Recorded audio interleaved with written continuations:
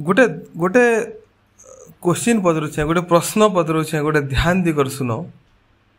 तो गोटे कथा इटा है कि गोटे गाँ ती अलगा गाँर पिला माने पलैछन गोटे राक्षस भलिया पिला माने पलैछन गुंडा भलिया पिला माने पलैछन आर गाँर छोट छोट दुईटा कुनी टुकिल मन निरीह टुकिल मन के सामने धरी कर पलोछन समन के बलात्कार करवार लगी। आ से परिस्थिति ने से गाँर गोटे पिला अच्छे गोटे व्यक्ति अच्छे जार की तार बुआ निजर जीवन आखिरी सांस ने से तार पिला के मांगुचे हे बाबू पेन फुटे दे बोलुचे।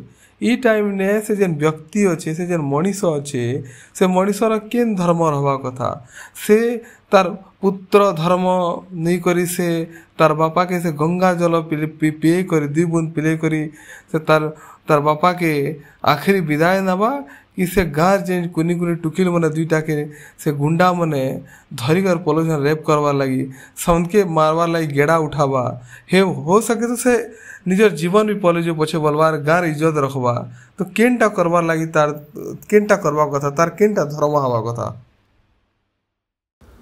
नेक्स्ट वीडियो ने तार उत्तर देवी जेनटा कि श्रीकृष्ण भगवान श्रीमद् भगवद गीता ने कही।